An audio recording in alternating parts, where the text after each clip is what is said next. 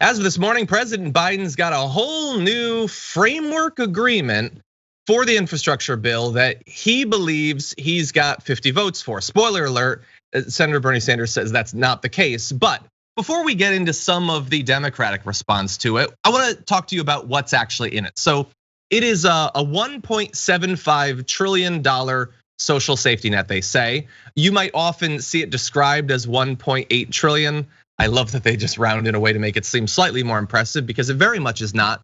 But here is some of what is expected to be described and rolled out in remarks that Mr. Biden's gonna make a little bit later on today before he heads to Rome. So it includes universal preschool for more than 6 million 3- and 4-year-olds and subsidies for childcare that would limit costs to no more than 7% of income for most families. That program would be funded for 6 years. It also includes about $555 billion for programs to move Americans to electric vehicles and entice utilities away from natural gas and coal. This, if it passes in that way, would represent the largest federal investment in combating climate change. But I will also jump out in front of it and say that second part of it, enticing utilities to move away from coal, already was killed from the original bill. Joe Manchin owns exactly as many coal companies as he did a couple of weeks ago, so I'm not sure why they think in this new framework agreement it would pass. But those are a couple of good things, and we have a list of some more that we'll discuss. But Trae, this is the first that we're talking about any of this process that's now been stretching for months. So what do you think about where we've ended up in terms of what's still in the bill? I mean, I'm just super frustrated that we seem to be held hostage by just pretty much just two people from where I'm standing. You know what I mean? That just the manic pixie dream senator and like a personification of the company Stowe from the song 16 Tons. That's a real deep cut right there. But I'm talking about Joe Manchin. And it's just, and obviously they represent their own moneyed interest, and it's so transparent, and they don't seem to care that it's transparent because they don't have to care, and they're not beholden to any of their actual constituents or what the people want at all, and none of that matters. And I just find it all extremely disheartening. I don't know what else to say about it. Of course, they've whittled it away, and they'll continue doing that until it's like functionally irrelevant at the end of the day, if anything ever even passes at all. I'm not brimming with hope if I haven't made that apparent already, but it's just a real shame. That's what I think. Yeah, what you said there about it being like so blatant. That's really the thing that it's not like I expected that this thing was gonna end up being awesome. I expected betrayals, like I was getting my back ready for the dagger and everything. But the fact that they don't even pretend like Joe Manchin, don't these rich people generally try to hide some of the things that they own? It was way too easy to find out exactly his economic interests here. Sinema won't even just talk to the protesters for 1 minute, Like pretend that you're a representative in a functioning democracy, but they won't even give us that surface level thing. No, she seems like offended. She seems like she feels that she's the victim of her own constituents, like she's being victimized by people trying to hold her accountable, when she is supposed to represent them. She's infuriating. A very quick aside, I didn't know, maybe most people do already know this, but I found out only recently doing a thing for my Patreon where I reviews, I give Yelp reviews to politicians and stuff, and I did Kirsten Sinema, and I didn't know until that moment that she started out as extremely progressive, especially for the time. She was like a real firebrand progressive when she got started in the early aughts out there in Arizona. And I mean wild stuff, like doing the equivalent of Jane Fonda from Vietnam stuff, but for the Afghanistan war at the time, first openly bisexual person and all this, and talking smack about the Lord and stuff. Things really close to my heart is what I'm saying. And I never knew that about her. And I think that makes it all the more disappointing where she has ended up, because, they can get to any of them eventually. They being the corporations and the money people and all that. You can be corrupted. Watching people who seemed so set being co-opted, I guess in the end, it's not that surprising. These people have a lot of money to buy people with, but it is disheartening, and it leads to a lot of suspicion that it will happen to other people, and we do have to be on the watch for that. I want to let you know some of what else is in the bill. So it includes $200 billion to extend an expanded tax credit for parents through 2022. I mean, sure, the tax credit is wildly popular. It did a great job in cutting a significant chunk out of childhood poverty. So for all of that, extend it for 1 year, and afterward, I'm sure the poverty won't come back. You got some money to extend, to reduce premiums for people covered through the ACA, money to help seniors trying to get in-home care, building 1 million affordable housing units. I mean, America is racked with a housing crisis of multiple facets right now. I feel like we could be putting more money and more attention into that, but that's what you get. And $40 billion for worker training and higher education, including, and this is maybe my favorite part of this entire thing, increasing annual Pell Grants by $550. So originally, they were going to do free community college, which is, let's just agree, a major step back from like what Bernie Sanders ran on years ago, which is 4 years of free public college. Like a guy went to UConn, the University of Connecticut, you could do something like that. They dialed it way back to free community college. Now it's $550. Like, good, I'll get my bag packed for Harvard right now, actually, with the $550. So that's basically everything big that remains in the bill, Trae.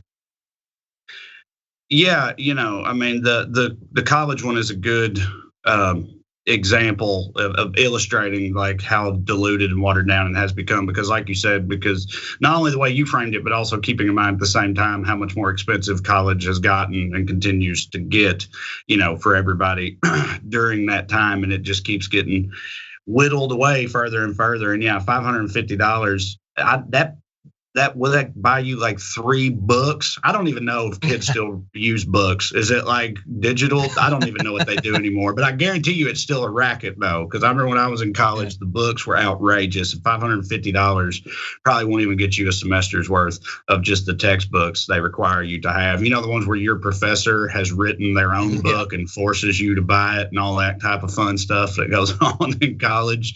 But yeah, it's not enough. Yeah, no, totally. I mean, I remember it's been a while since I was buying college books, but yeah, the books were $100, $200 for some of these. I was briefly an engineering student. You can see how well that went. And yeah, it was a couple $100. And if they're digital, I don't know, but I guarantee they're the exact same price. More likely, you probably buy the book, and the book has a code for some digital thing. That way, they can change it every single year and get you to buy new ones. I would assume. But anyway, $550 is not going to get you through college. Will it keep up with like inflation and education costs over the next couple of years? I don't even know if it'll do that. But we also have some inclusions for revenue. Apparently, Joe Manchin and Kirsten Sinema, everybody's got to sleep a little bit, so they were able to sneak through a little bit. So it includes supposedly, and remember, this hasn't passed yet, but it includes a 15% minimum tax on the reported profits of large corporations. Look, we can definitely debate that number, but I like that it's on the reported profits, because obviously there's an incentive for corporations to go to their board and to their shareholders and be like, we made a ton of money. And then when they actually file their taxes, they're like, well, maybe it wasn't so big. Now it's on what you actually report, so it should be more accurate.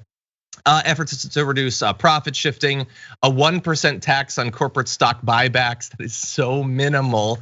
Increased enforcement for large corporations and the wealthy at the IRS, something Ro Khanna was pushing for a while back, and an additional 5% tax on incomes exceeding 10 million a year and 3% on incomes above 25 million. Now, all of these are much smaller than what was initially being talked about. But my question for you, Trae, is there's a little bit of corporate tax there, and there's a little bit of tax on the wealthy. Why would Manchin and Sinema let those through now when they stopped them in the first go round?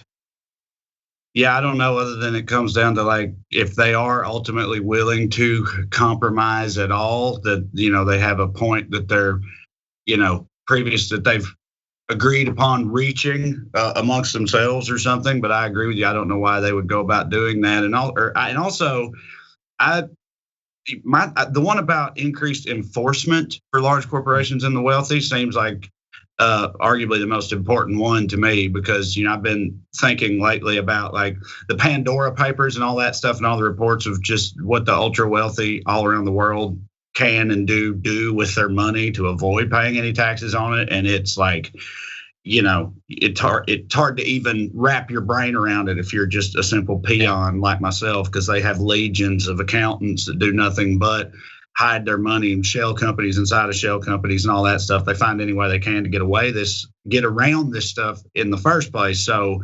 it's all kind of, until that gets sort of sewn up better, the rest of it seems less important to me anyway, until we find a way to actually make them do it. Yeah. No, and I'm glad that you pointed that out. I totally agree. I'm glad that there are some people that have been pushing for it. I don't know if you feel the same way, but it's one of those things that I agree with. And because, I'm not a straight news person. I let people know what I want and I try to persuade them to support the same thing. It's one of the weirdest things to try to persuade people on, because we sort of just grow up hearing like the IRS is bad. So why would you want more IRS, more enforcement? But it's one of those things where like they've been very successful in collapsing every class distinction into just the IRS is bad for everyone, but it's not really. Like if you're making a regular working class salary, the IRS matters to you much less than it does to a wealthy person who has those legions of accountants you were talking about, and they have their tricks and their shell corporations and all that stuff. So you need to convince people to support something that they've been propagandized against, because it's one of the most important things for making sure that the minimal tax laws that we have on the books are actually enforced.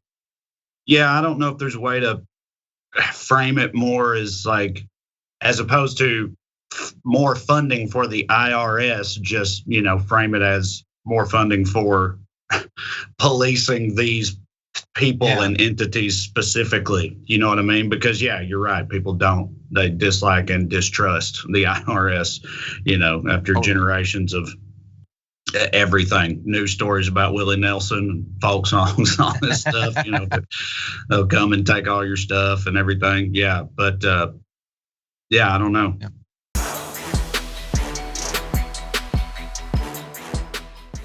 Check out the Damage Report podcast each day, wherever you get your podcasts, whether Pocket Casts or Stitcher or iTunes. You can join me as I give you the news and stories you want, with a range of co-hosts and interview guests jumping in on the fun each day. Again, that's the Damage Report, wherever you get your podcasts. And if you get them at iTunes, don't forget to rate and review. Sometimes I'll read them live on the show.